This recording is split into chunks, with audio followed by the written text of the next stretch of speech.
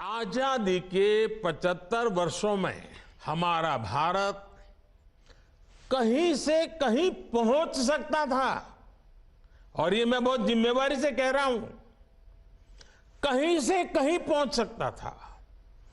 हम भारतीयों के सामर्थ्य में कभी कोई कमी नहीं रही है, लेकिन सामान्य भारतीय के इस सामर्थ्य के साथ हमेशा भ्रष्टाचारी और परिवारवादी पार्टियों ने अन्याय किया। आज देश के लोग 2024 चुनाव में फिर एक बार हमारी सरकार वापस लाने का मन बना चुके हैं, निर्णय ले चुके हैं। ऐसे में भारत की बदहाली के जिम्मेदार कुछ लोग अपनी दुकान खोलकर बैठ गए हैं।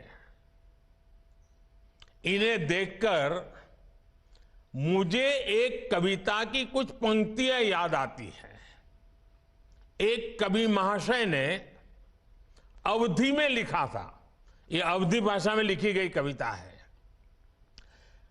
गायित कुछ है, हाल कुछ है, लेबिल कुछ है, माल कुछ है। 24 के लिए 26 होने वाले राजनीतिक दलों पर यह बड़ा फिट बैठता है।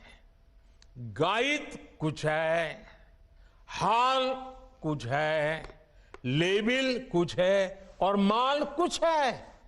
यानी गाना कोई और गाया जा रहा है, जबकि सच्चाई कुछ और है। लेबल किसी और का लगाया गया है, जबकि प्रोडक्ट कुछ और ही है। इनकी दुकान की यही सच्चाई है। इनकी दुकान पर दो चीजों की गारंटी मिलती है।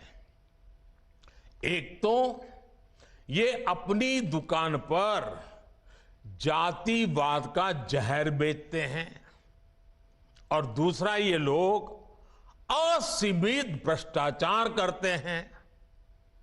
आजकल ये लोग बेंगलुरु में जुटे हैं। एक जमाने में एक गाना बहुत मशहूर था, मुझे तो पूरा याद नहीं है, लेकिन मुझे याद आ रहा है। एक चेहरे पर कई चेहरे लगा लेते हैं लोग, एक चेहरे पर कई चेहरे लगा लेते हैं लोग। आप देखिए ये लोग कितने चेहरे लगाकर बैठे हैं। जब ये लोग कैमरे के सामने एक फ्रेम में आ जाते हैं तो पहला विचार देश के सामने क्या आता है?